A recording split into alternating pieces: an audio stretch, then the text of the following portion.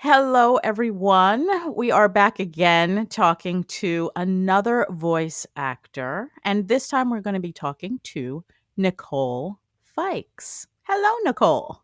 Hello. Glad to be here.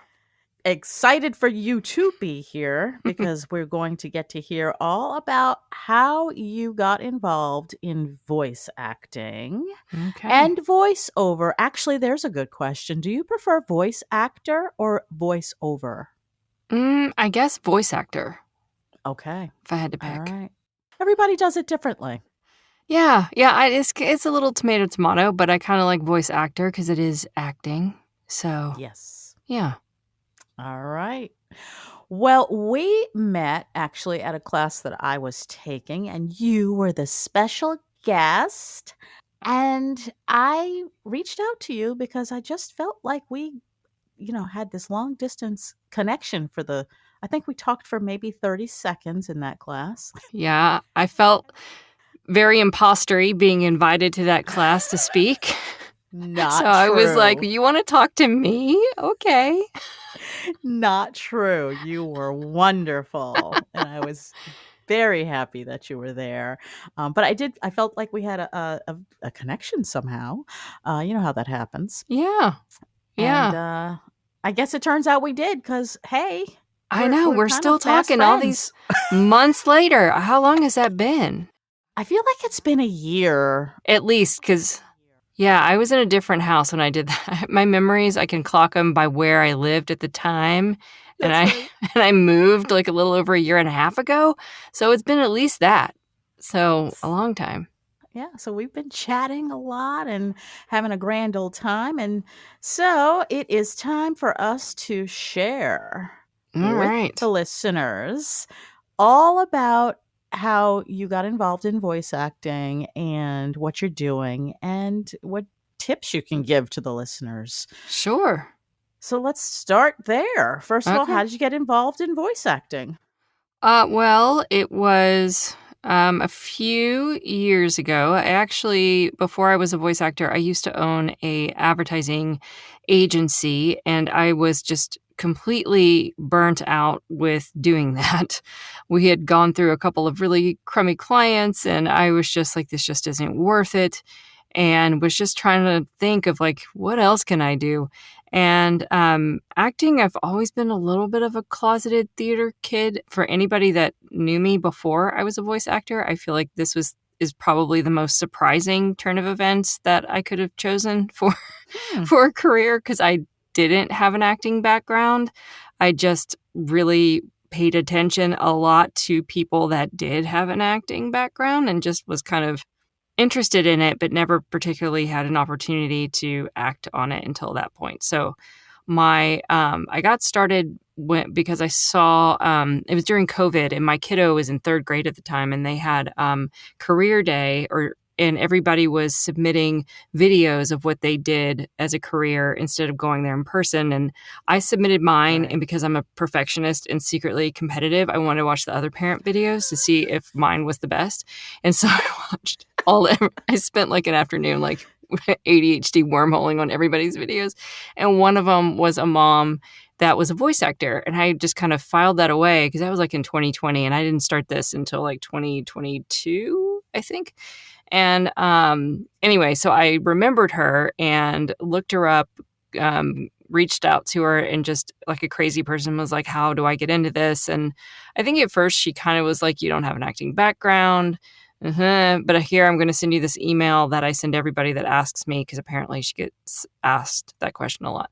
So she sent me an email, and there was a coach on there that she noted that he was like best of the best to start with. So I went to him, and he agreed to coach me, and I got demos from there and started doing commercial first, and eventually fell into audiobooks. So that's kind of how I got started.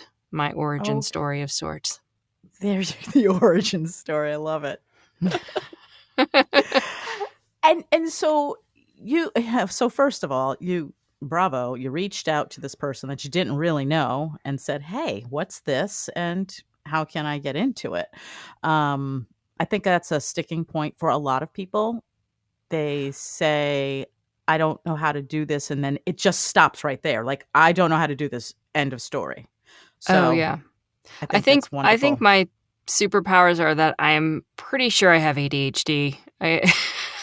I'm self-diagnosed, so I hyperfixate on stuff, and when I do that, I tend to not have any shame, and so I was like so hyperfixed on, ooh, that lady that did that video like a couple of years ago, she was cool. Worst she can say is or nothing, or sorry, can't help you, but it doesn't hurt to ask, Right. and it's free, Right. so I like Yeah, free. yeah.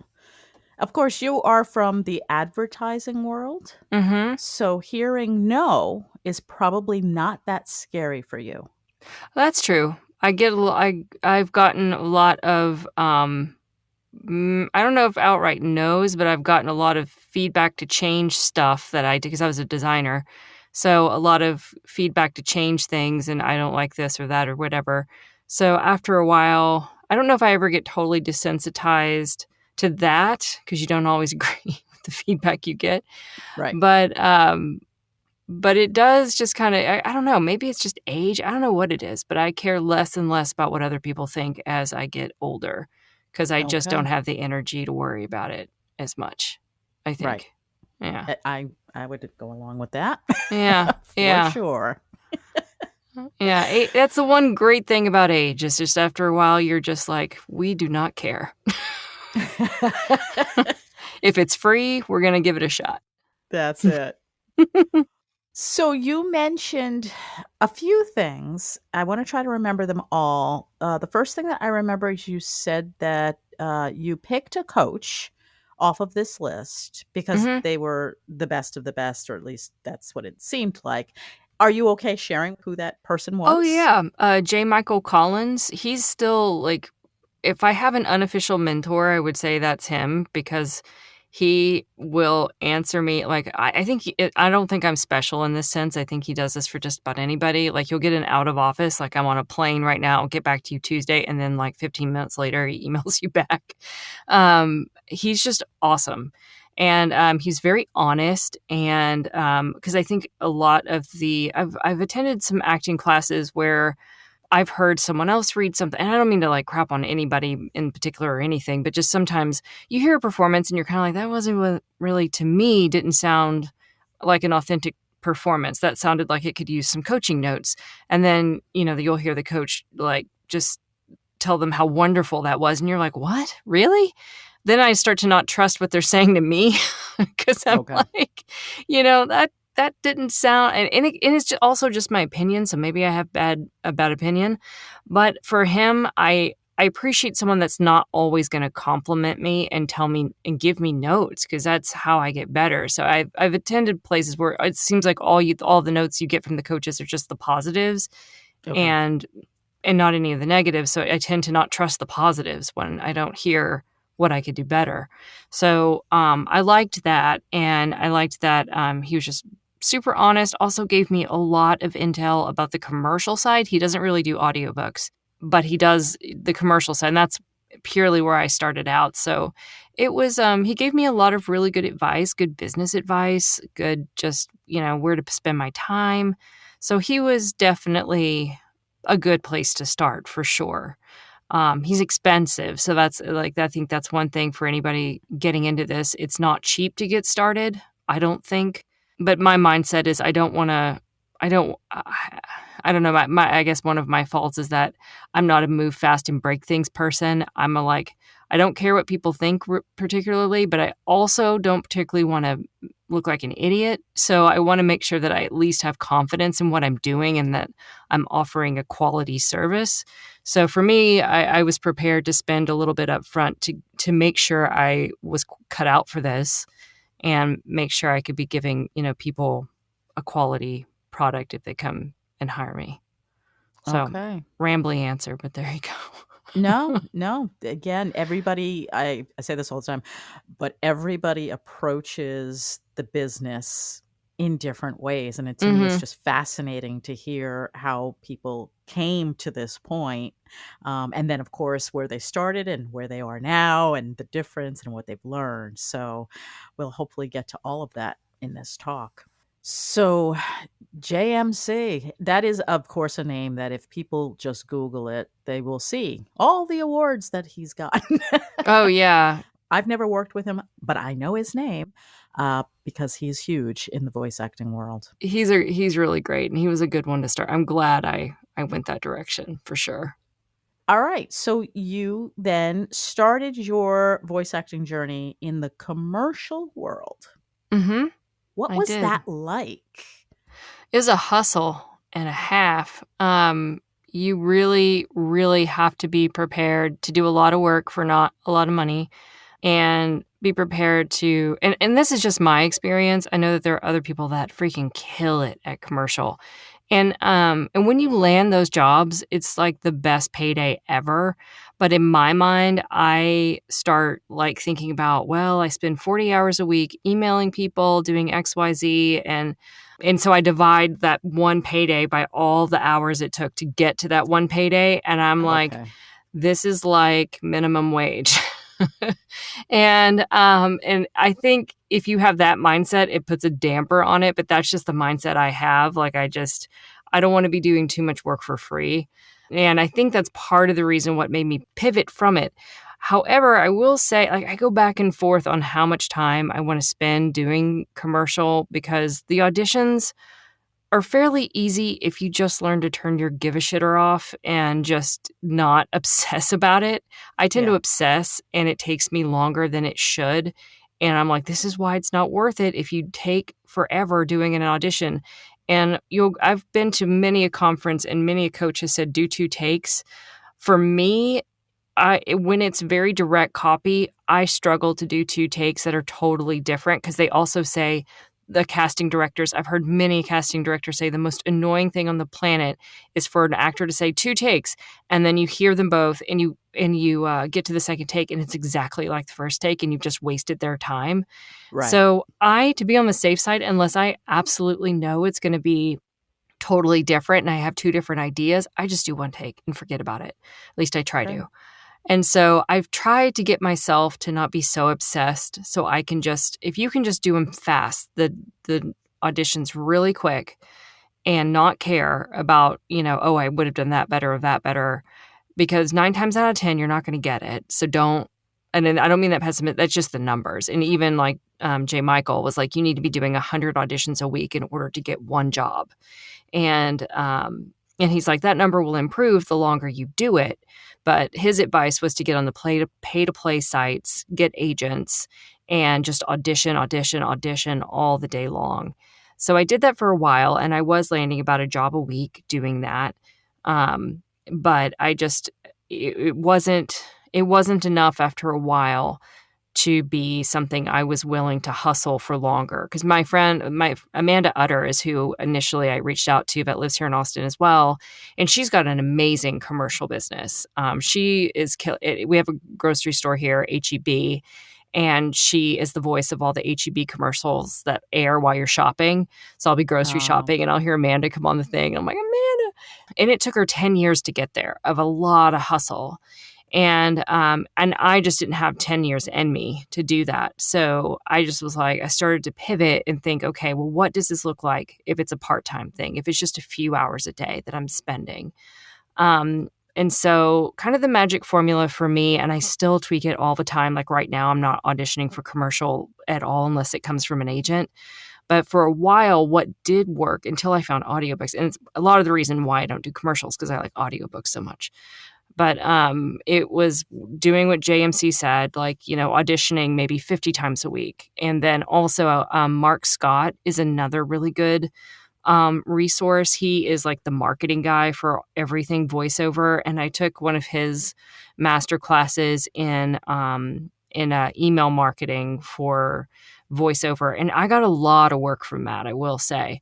And I still get work from that. I just had a project come in from one of the people I'd snagged taking his course for another e-learning module. And e-learning to me is like where the money is. I love e-learning. And so And so it was a big hustle at first, but I still get, I had got that job that came back, had somebody else reach out to me that a commercial I did a couple years ago was re-upping, and they just paid me the rate that they paid me the first time, and I didn't have to do anything. So there's moments like that where I'm like, oh, I don't want to totally set commercial aside. Because some of those things, come back and they're great. It's just trying to figure out how to do it the most efficient way that doesn't suck up a lot of my time so I can focus on audiobooks, I think is where I'm at right now. Marc Scott is awesome. I follow him on YouTube. I love listening to him, and he does these interviews, and then he just does, his free advice Friday, and Mm-hmm. he's just such a great guy. He's Canadian, so of course he's nice. He's so nice, and it's really random. It's so embarrassing because I saw him at a conference once, like the elevator opened, and it was him. And he has spoken to me in person, but he has thousands of, I'm sure hundreds of, at least, people he talks to. But the elevator opens, I'm like, oh, hey. And you could tell he had no idea who I am. It was such an awkward, he was just like, he just kind of looked at me and just walked away. And I was like, never mind. And got into the elevator and went on my merry way. Because in these conferences, there's so many people you see that you know, Right? And you kind of forget that they don't know you. Yes. Yes, that is true. Yeah, someday I would like to meet Marc Scott because, again, I feel like I do know him because I watch him all the time, and of course he has no idea who I am, but that's okay. Well, do you know what? This is so random, but he does the however many days of Christmas, VO days of Christmas. Yes, he does. Oh, I forget what it's called, but people can probably Google it. Oh my God. I enter that every stinking year, and I totally spend my Christmas Eve. My family is like, what are you doing? I'm like, my name could be drawn at any moment. Anybody can do a name drawing situation live. And if I enter, oh my God, I'm addicted. I'll watch it. And something's wrong with me. But it's just, I get these these hyper fixations on stuff. And his drawing for prizes on Christmas Eve, I watch it every year. They're pretty big prizes. I mean, like whole year setup stuff. Yeah, it's getting around that time with JMC. Coaching demos. Like, it's getting around that time where commercial wise, even though I don't pursue it that much anymore, like I listen to my old demos. Everyone says, like, when you do your demo and you're first starting out, they're like, you're going to sound different in a couple of years and you're going to listen to those and cringe. And I'm like, no, I won't. How am I going to sound different? And I listen to, they're absolutely right. Yes. But I don't want to spend money on a demo right now. So I just want to win one. That would be awesome. That would be awesome. So Marc Scott has his YouTube channel. I believe it's called VOpreneur. At least that's one of his YouTube channels. And so I highly recommend anybody out there to take a look. I will link his YouTube in the description below so that you guys can find him. But he's definitely somebody you want to take a listen to, for sure. So you recommend if somebody wants to get into e-learning, that they invest in his course? His course and another tool, and I don't remember if he suggests it or if I just suggested it to myself, but it's called Apollo, and I really like Apollo very much for finding contacts in companies that you would like to contact. I just like their interface. It's really easy to organize all of your contacts, and it tracks whether or not you've emailed them and when you should email them again as a follow-up, and marry that with Marc's advice on what to say and when to say it. And it's a really good combo. At least for me, it was. Great. Yeah. So he has that course. It's Playbook. And have you done Playbook, or did you just do the breakout of the e-learning? Oh, I did Playbook. Yeah. All right. Okay. I always go big when I'm hiring people. Like, whatever package they have, I just get the most robust one. So you mentioned that you have gone to conferences. What conferences have you gone to? I have I've only gone to one so far. I went to VO Atlanta, and I really, really enjoyed it. I'm a total introvert, so I suck at the networking part, but I like going and listening to just different people speak, I just get a lot of energy from that. You just come away just feeling like you're going to rock this next year. And also they give you recordings of all of it. And so that's really beneficial because I'll go back and listen to the recordings. Because when I went for commercial, but there's a whole audiobook track that I didn't listen to because I wasn't doing that at the time, that I've since gone back and listened to, and it's been really beneficial. So VO Atlanta is definitely worth it. And then I know you and I want to try audiobooks at sea. If we can swing it Yes. this next year, that would be so awesome. Um, yeah, I think that one would be really, really cool because that's all audiobooks, obviously. So Right. yeah, so that's the only one I've been to, but it's been pretty, that one was worth it for me. Yeah, I did go to VO Atlanta. It would be so funny if we were at the same one, but I doubt it. Mine was like 2 years ago. Yeah, see, I went to VO Atlanta like in 2000 and maybe 17. It was like the second or third year they were doing it. It was pretty early. It wasn't, I mean, it was great. It was great. I met a lot of people in the industry that was like, "Oh my god, I can't believe like you're real." But it was great, but I think maybe if I could go back, I would not have gone, Oh, only because I think I was too new. I didn't know anything, really. Um, so it was, like, very overwhelming. yeah, I had done VO Survivor that year, and I didn't make it all the way to the final. I made it to the level before the final that performs at VO Atlanta. And VO Survivor, golly, that's a once you're in, you don't have control over the scripts, and some of the scripts can be really out there.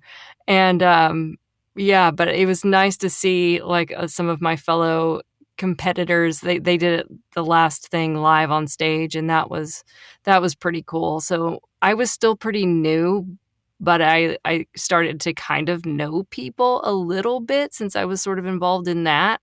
So that was kind of fun. And yeah, I had just started like basically auditioning on, pay to plays. I don't know if I had even an agent yet by that point. But it was good to learn. It was a good learning experience for me. Tell us what VO Survivor is. Oh, it is, they do it every year. I was in a class where someone brought it up, and so I thought, "Oh, okay," not knowing what I was getting myself into. And it's you basically audition, and then they do this production live on YouTube, and it's pretty well produced. They do some pretty cool intro graphics, and it's a whole thing. It feels like a little bit of a television show that's on YouTube, and you basically audition, and there's a group of people that get selected from each category, and there's audiobooks, I think there's animation, there's commercial, and then one person wins from each of those categories. And then from those winners, you go to VO Atlanta, you get a ticket, and you compete on the stage at VO Atlanta. And they give you some pretty wild stuff to perform. And whichever one of you does the best, you get voted on by a panel of judges. Then you win a plethora of prizes. Like I think it was like a whisper room somebody won, and like it's pretty Whoa. good.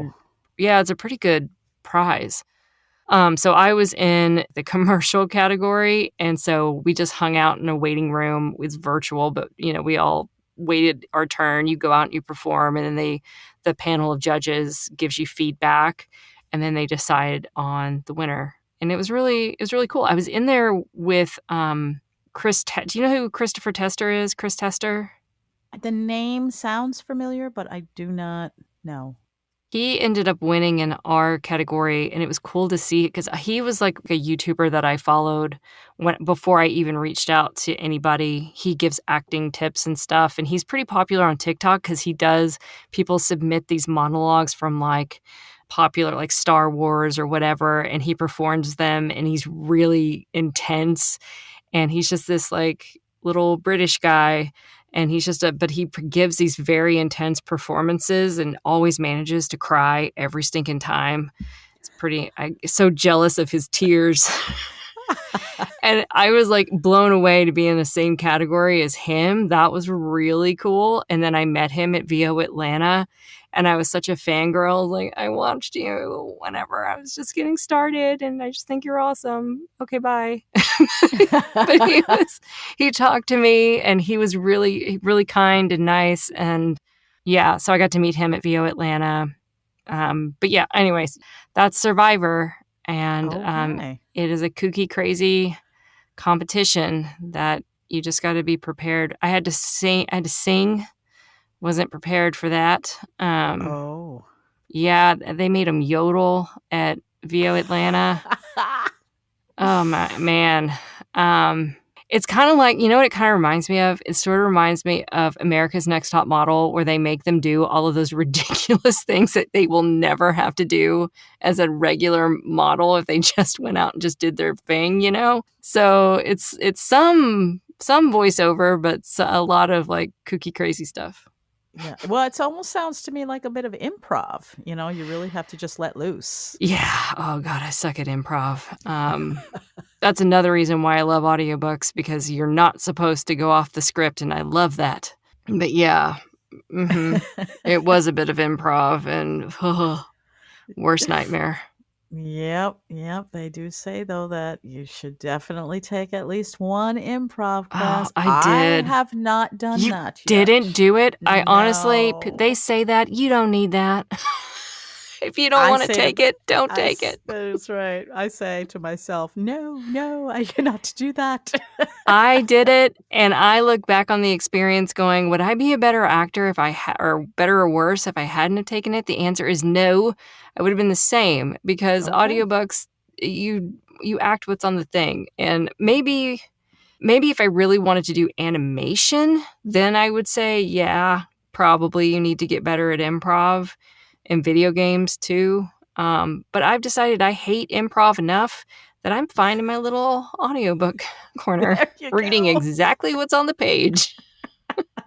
Because and I'm like telling on myself, because I'm like, oh, I don't care what people think about me. Yes, I do. If I'm going out on stage and embarrassing myself, because I signed up for this thing and I didn't know we were going to have to perform in front of a group of people at the end as our final project. Oh my God. I've like, silence has never been so deafening when because everybody had to go out and improv something. Right. And yeah, and I did, and it was quiet in that room while I did it. And then Oh. and then I got off the stage, and I thought, that was terrible, and I am never doing that again. And I may have to move. I have to clap for you because at least you tried. I mean, I that's, tried. I knew I was going to be bad at it. I wasn't wrong. And everybody's like, "There's no bad improv. It's just improv. There's no there's bad improv. Allow me to demonstrate." Oh my God, that's awesome. God.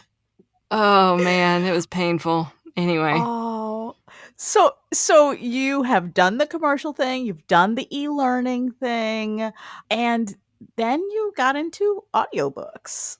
I did. Namely because I feel like I wasn't in love with the improv side, because they do tell you to improv in commercial too. They're like, that's how you stand out in auditions, is being really good at improv. There's a voice actor called Tim Heller who is an amazing improver. He was also I think he won VO Survivor the year I did it. And I every other day, I swear to God, on LinkedIn, he's like, "Oh, I'm in this new commercial," and it's never, and he's always voicing a character in a commercial, and it's so good. It's so good. So if you are interested in that, he's one to watch, and improv is important. But yes, I got into audiobooks. I think probably because of improv, because I was not good at it, and I also liked that they take longer and you can form relationships with people, where commercials you don't.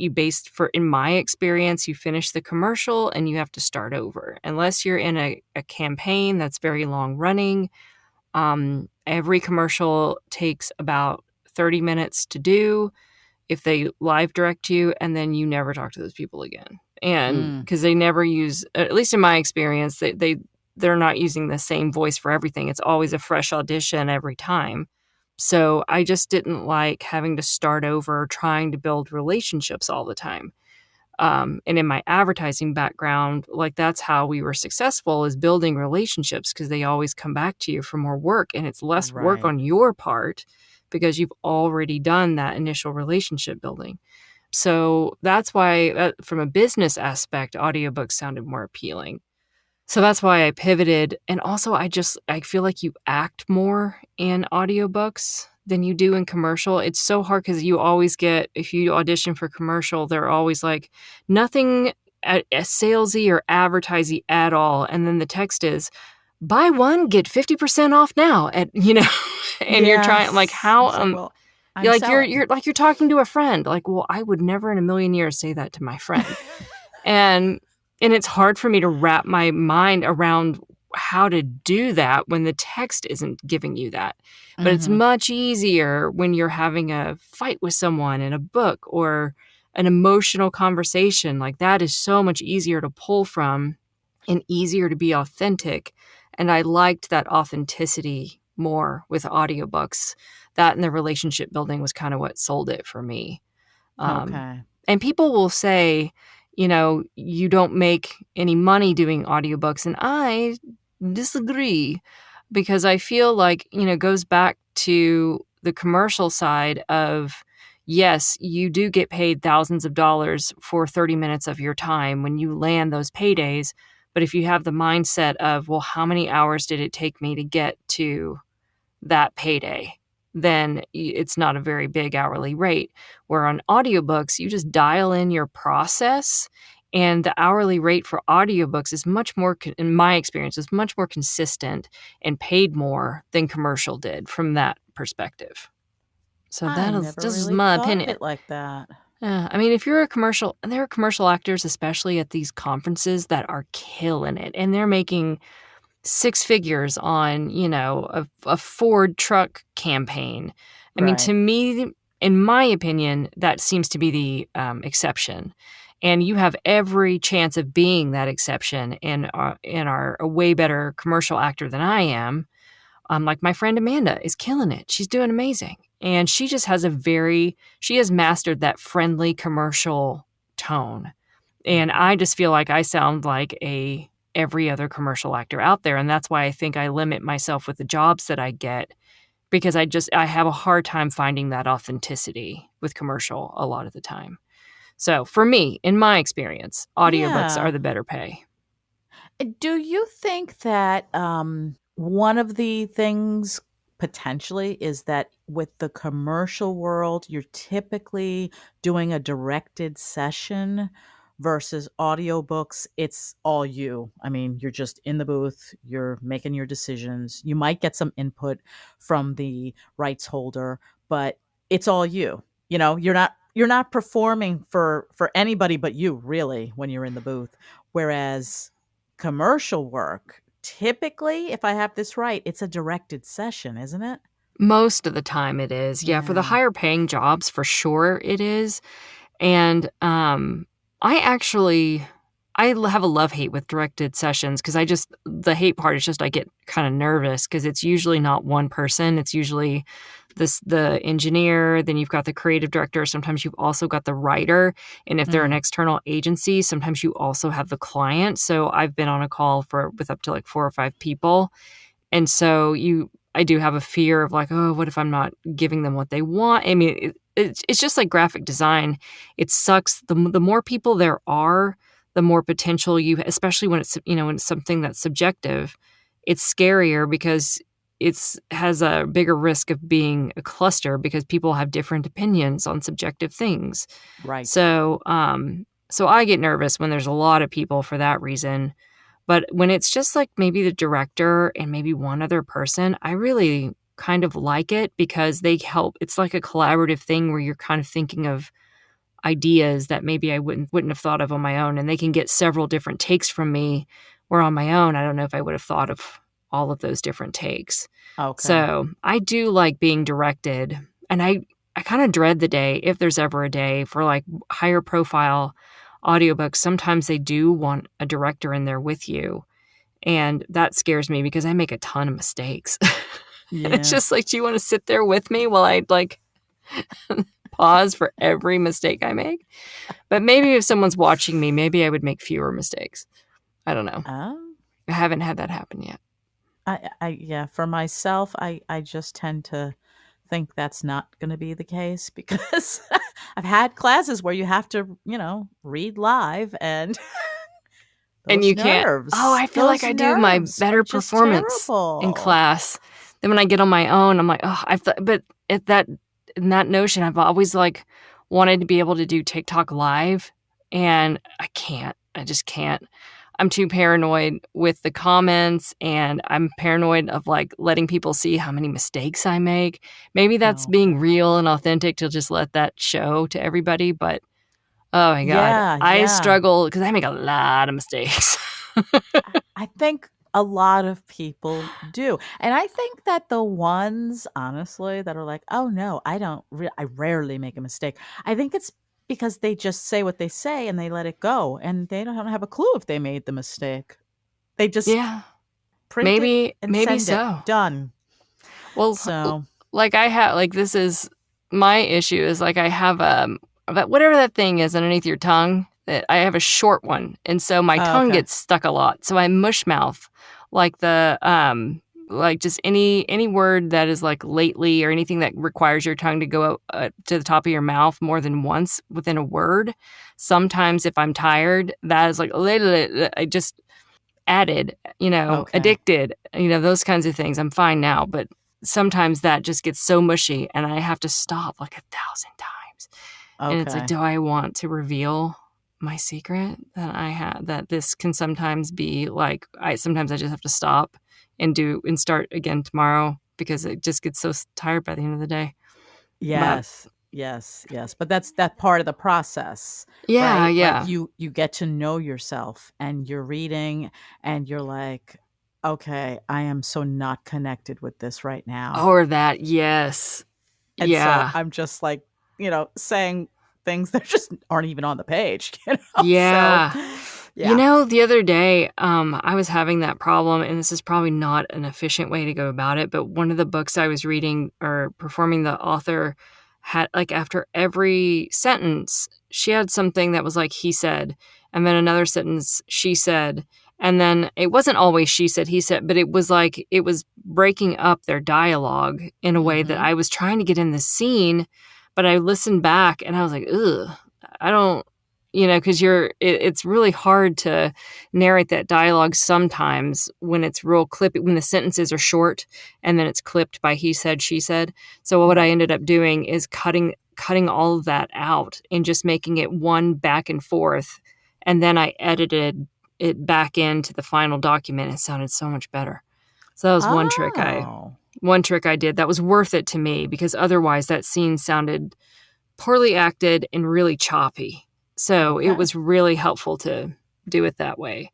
Um, and it's not for every scene. Some scene it's not hard to do, but that one was tough. So sometimes when I'm stuck and I feel like it's not coming out very well, that helps it be a little more natural. Okay. Just a little tip, Little trick there for little trick. everybody. So now you're doing pretty much audiobooks and a little bit of the e-learning and commercial work, right? Yeah, mostly I do.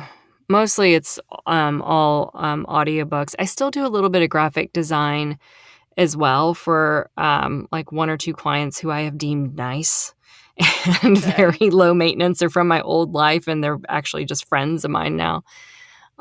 So that's helpful. But on the voiceover end, yeah, I pretty much do almost all audiobooks, a- auditions from agents when I can, and then it's just kind of a fluke that I have this e-learning thing right now. They're just from a project I did a couple years ago, and they came back. So yeah, that's pretty much my ratio, my how I divide my day a little bit. How do you get the books that you get? I get them, well, some through ACX, some through TikTok, most of them through TikTok. Either I reach out to them or they reach out to me. And I want to get to publishers. My audiobook mentor is Joel Frumkin, who I love. And he's like, do not reach out to publishers until you have reached 20 books, and not 20 like 3-hour PDF books, but like 20 full length, at least 5-hour books. And so he's drilled that into my head, and I'm so close, but I'm not there yet. And so I eventually want to get auditions from publishers. That would be fantastic. I did have actually. I say that, but I my next book is going to be from a publisher, but they reached out to me through ACX, and so that'll be my first publisher book. But yeah, that's pretty much how I find them. I used to go on TikTok all the time, but I just got really, really busy, and I haven't been on there in a while. But I've been in the back of my brain thinking about stuff I can start posting again, because I've been really lucky and haven't had a lull in books yet, and in the methods I've been doing now, minus TikTok. But I feel like it's good to have a presence, so I need to get my butt back on there and start posting again. So ACX, for folks that don't know, is kind of like a clearinghouse for Audible.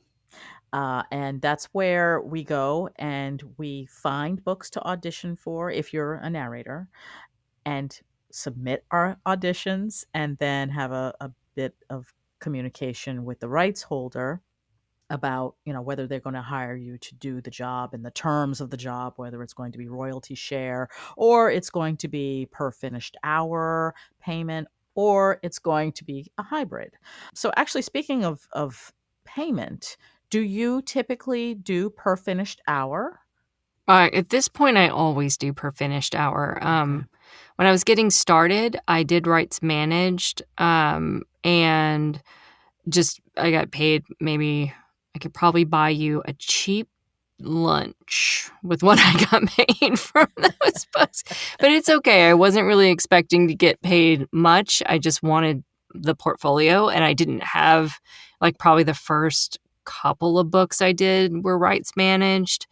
And then after that, I just did a really low PFH, and just gradually have been inching that up to kind of a SAG-AFTRA, even though I'm not union, kind of rate. And I'm at a hourly rate now, or a PFH rate now. I'll probably inch it up one more time to be on par with SAG-AFTRA, and then call it and not raise it anymore. Okay. But I think the reason why I was raising it one more time is because, and it's still, I feel like, a reasonable rate, was because in the event I needed to send it out to an editor for mastering, Right.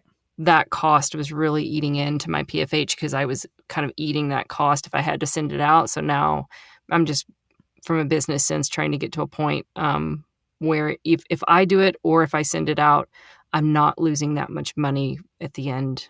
A lot of the people, the bigger narrators, they do not do their own editing. Yeah. They send it out because they don't have time, because they've got to get on to the next book, Yeah. crank it out, and get that one to the editor. Yeah. Like, see, like, this has been my whole current strategy with deciding to do editing myself, because I'm one of those where, like, my husband works from home, my kiddos at home, and my house gets loud after about 12 o'clock. And also, my mouth gets tired and I start mushing things, and I don't feel like my performance is as fresh. So I was like, well, I can either stop, record like an hour or two a day, and stop and not do anything for the rest of the day and not be making any money on the voice side, or I could record things, stop, and edit stuff myself in the afternoons when it doesn't matter, when it's loud and Mm-hmm. whatever else. And so that's why I decided to edit myself. I know when you start doing for publishers, you kind of don't have a choice. You kind of have to send that out to Right. somebody, because they'll want to do their own usually.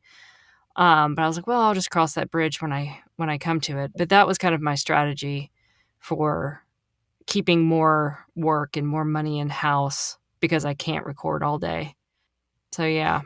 It's so funny. I'm the opposite. It's loud during the day. So I typically record at night. Plus, also my voice is nice and warmed up, and edit during the day. Oh, funny. But again, see, this is part of what I'm talking about. Like everybody has their own thing going on and has to do things a certain way for certain reasons. There is no one way that is the correct way. That's You true. do what you need to do. There's so many ways to slice and dice it. And I feel like probably next year, my philosophy and my business strategy will be totally different than it is now. Yes. You know, Yes. it changes it's ever all the time. evolving. Yeah. I was thinking about like last year, I was really trying to feel okay in the romance space. And I decided, you know what? I just can't. And it's not you, it's me. I'm like the girl that changes in the bathroom stall at the spa because I'm too embarrassed to change out in the open. Like I can't. And I've learned that I'm fine with closed door romance. That is good. Fade to black, closed Yes. door. That I am good with. And so that's another thing because I've been told by multiple people that have been doing this way longer than me that, you know, getting to those 20 books so you can start pitching the bigger publishers goes a lot faster if you'll do romance of any sort. Yes. Yes. And because I don't, I'm competing with the competition. I think is higher when you're trying for books outside of that genre because there's just not as many. And I've just right now I'm like, you know what? I think I'm okay with that. I think I'm okay with not, you know, potentially doing less work because of that. And we'll see what I say next year. Right. Yeah. Right now, it's, you know, I'll start in the kiddie pool and just see how I fare. But so far, so good. Knock on wood. Most of the stuff in my portfolio is all romance, and some of it and it's all I always get like the book, and I think it's like, okay, this is fine. Then you start reading it, and you're like, that is a sex scene, and I have agreed to do this book. And I would never be like, never mind, here's your book back. I've read it and all this. I'll do it. But yeah, it's always, it sneaks up on me, man. It's inevitable. But that's the thing. So, you know, unless you are going to, and this is going to sound ludicrous to you. It sounds ludicrous to me, but I'm going to say it anyway because I don't know if everybody understands how this works. But the only way that would work is if you saw a book on ACX and instead of auditioning for it, you bought the book and you read the book cover to cover. And then once you read it and said, okay, no, I can do this, you went back to ACX and auditioned for the book. Now, the part that doesn't quite gel with that scenario is the book will probably be gone. Yes. Or you are like, cool, I'll audition, and then you get it, and the book is a series. And like you checked with the author on the first book, and they're like, oh no, it's young adult, it's not a big deal. There's hardly any spice, and they even sent me like all the scenes, and I'm like, oh, this is fine. Now the second book is here. And I'm doing that one now, actually. And it's one of the most wonderfully written books out of all the books I've done. I love the books. And the very last scene is this really, for me, it's probably like to all the romance readers out there, they are going to think I'm the biggest baby. But it's like the biggest, to me, the most explicit sex scene. And I'm like, oh no, I will do it. I just like, if anybody ever, my stepmom is like, oh, I can't wait to go listen to all your books. I'm like, please don't. And if you do, don't tell me you did. That's right. There you go. Oh my God. Oh, it's there, but in that case, then it's too late for a pseudonym. I have one. I've only told you what it is. I haven't told. You don't need to tell anybody. But what I'm saying is you did this first book and you probably used your name. Yes. Oh, no. Yes, I did. And then the second book, it's like, correct. And then you're like, I have a pseudonym. I don't want to tuck it under there because people will Yeah. connect the dots if they've listened to the Yeah. first one, listen to the second one. They're going to know. They're going to Yeah. know. They're not going to know. They're going to know. Oh. But yeah, so it's like, what do? You can't, I know you can't avoid it entirely, and I'm not going to turn down a book because 9 times out of 10, it's like buying me dinner first, Like I get the book Mhm. and I love the book. I'm like, oh, it's so good. Then I get to that scene. I'm like, oh, fine, I'll just do it. Right. You know what Yeah. I mean? Yeah. But it's like I just won't audition to the ones that are obviously Mm. pretty steamy romances. Like you can probably tell by the cover, the fact that it's Yes. filed under romance. And I feel like it's fine to ask the author too, if you can, like, Oh, yeah. what's the spice level of this book and what are the potential triggers? I think that's important Absolutely. to ask up front. And it can kind of weed out books that you wouldn't be comfortable with doing. But just sometimes it sneaks up on you in multitudes of different scenarios. And there's only one book that I was going to have an initial conversation with the author about. And then I thought about it. I was like, you know what? I just can't do it. I felt so bad having to come back and say, I don't think I could do it. But it was centered around child abuse, and it was a little bit too heavy for me. But I Okay. wanted, but it was like a mystery. And I was like, oh, I love mysteries are the books I want to do. So Yes. it was hard to say no to that one. But it's Yes. important because be honest with yourself with your triggers, because it takes a long time. 8-hour book takes a long time to produce, and these are very emotional things that I put myself into them. Literally, I try to feel the emotions as much as I can to be authentic, and so that really can weigh down your day. So you have to be kind of careful with that, I think. Oh my um gosh, definitely. I did a book that I'm, reading one of the sentences, and it hit me. It hit me really hard, and I started crying. oh, I've done that before too. Yeah, And it was like, "Oh boy, now I gotta get myself together I know. and just stop, and start again," because it hits you sometimes really hard. Have you ever cried, really cried in a book when you were supposed to cry and you were actually able to cry? No, I have not. Man, I was curious. I'm actually just curious for anybody listening, because I've actually been able to cry when I was supposed to cry, but then when I listen back, it sounds weird, and it doesn't Hmm, sound like I'm actually. I don't know. So for me, it's better to fake cry. It sounds more okay, real than actually crying. And I was okay. so disappointed because I was like, man, what a feat! I actually managed to really cry. There was a camera on me. It's Oscar worthy. But no, it sounded like I needed to clear my throat the whole time or blow my nose. I don't know. I was like, oh, fake crying. Way to go. That's the way to go. For me, it was. I'm curious if anybody manages a real cry that sounds good on audio. For the stuff I've had to do, it didn't make me cry, you know what I mean? So, I had to fake it. Yeah. Well, now I guess I'm a little more comfortable in faking it because it sounds inauthentic at the moment, but then I listen to it back and I'm like, actually, sounds fine. It's kind of crazy what you can fake and still sound okay. Like if Yeah. those are the kinds that there was a camera on me, no Oscar for you. But No. in audio, for me, it sounds great. I don't know. And all of this is, again, you're learning about yourself and what kind of a narrator you are, what you can do, what you wanna do, and what you maybe wanna work on. Um, and stuff that you're like, "Yeah, no, don't need to work on that. The way I do it is just fine." You know? You get a lot of practice with Oh, audiobooks. you get a ton of practice. It's like a one-person play. Yeah. They're really fun. Yeah, you get to They test can out be tedious, but they voices. can be fun.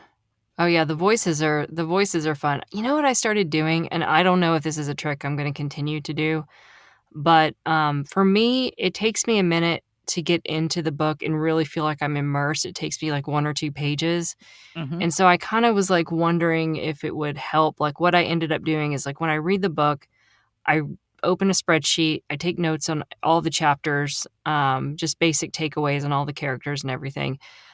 One, so I can see what characters are in chapters together. So if I make a voice that's maybe kind of similar to another voice, I'm more okay with it because they don't cross, which Mhm. could screw me in subsequent books. But I try not to make it the exact same voice. But anyway, and then what I do is I take those notes and I throw them into Chat GPT and I just say, hey, write me a monologue in this character's vibe. So just a short one, just so I could do it for the voice. And like make the monologue include their motivations in the story and their reason for being and all these kind of things. So you get character insights while you're speaking dialogue. Oh, wow. And it's just like, and ChatGPT is pretty darn good at capturing the tone, at least in this instance that I tried it. And I just did that for all the main characters, and then I record it and I put it up on Positron so I can reference it. But it's really good, like, to listen to before you start recording, so you just get the character in their voice talking about their motivations in the book and in a tone that would be that character's voice, close enough to that character's voice to kind of get you into that character, if that Wow. makes sense. I haven't put it. I've already done it, and I've got all the voices set up on Positron now using those monologues. So I don't know how well it's going to work yet, but I was going to start, Oh, like, okay. whenever I start doing the chapters, I was going to play those just so I could get into those characters before acting them out. So TBD on how well Oh, that works. But I was just wow. trying to figure out ways to really get into the book faster because I'm like, I wonder if the listener can probably tell. I don't know because I don't. It does take me a little bit to really get immersed in the book when I'm narrating. So I'm trying to shortcut that a little bit. That's my own self Yeah. coaching method I'm doing That right now. I also take a bit to get into it, even though it's mostly, nonfiction, you're still, Yeah. a character, and so what I end up doing actually is wherever I have left off, I will just take half a page and just read it as if I'm narrating. Oh, that's a good idea. Yeah. And I do that, and then at some point, all of a sudden I know I'm in the groove, and I'm like, Mm-hmm. "Okay, Mm-hmm. that's where I need to be," because you gotta match it to the last thing you left off. Yeah. And so when I feel like, "Okay, that's my spot," then I will actually begin. I think that's a good idea. I could add that to what I'm already doing just because yeah, I think just kind of doing what you just said just kind of helps get into the rhythm of it. And also I think it's kind of freeing too because you're not really recording that part. We've been talking for a while now, Nicole, and I feel like we have a lot more to talk about. What do you think about coming back and doing this again? I would love to. Be happy to. I could talk all day. So Well, it is your job, so. touche. Yes, it is. But yeah, let's definitely do this again and, cover some other topics within, well, general voice acting, but also audiobooks because there is really so much more to go over and tips and tricks for people out there that are trying to break into it or they do it on the regular, but they're hearing some new tips and tricks for the first time. Yeah, I'm down. I am happy to help however I can. So sure. And also, we're going to put up links so that people can find the books that you have already published. Oh yeah, sure. My pseudonym's a top secret, but you can find my name. Yeah, we're not gonna do the pseudonyms. We're not gonna do that. That would connect the dots a little too easily. And I know you have a website, so they can check that out as well. Yeah, I have my voiceover website, which is just my name, NicoleFikesVO.com. And then I am launching my narration website. I just went through a grueling photo shoot for that site, and I just got my proofs back today, and they weren't embarrassing. So that is moving forward. Probably in a couple weeks, I'll have that launched. So So we will post that as well because there could be also some authors and rights holders out there that want to get in touch with you, so they can do that through your website. Yes. Yeah, the VO site will I have my audiobook samples up on my VO site anyway, but it'll be presented a little more exclusively on the other site. So, but yeah, they can in the meantime, that'll do. Thank you so much for joining me today. I know we had a little bit of a rough start. We always I mean, it's us. So, is there any other way to start? I guess not. I don't think there is. But yeah, we got it together in the end, and I think this was a great talk. I think people are going to get a lot out of it. So thank you. Yeah, you're so welcome. I can't wait to hear how you edit it down. Yeah, that's the fun part. Thank you so much, Nicole, and we will chat again soon.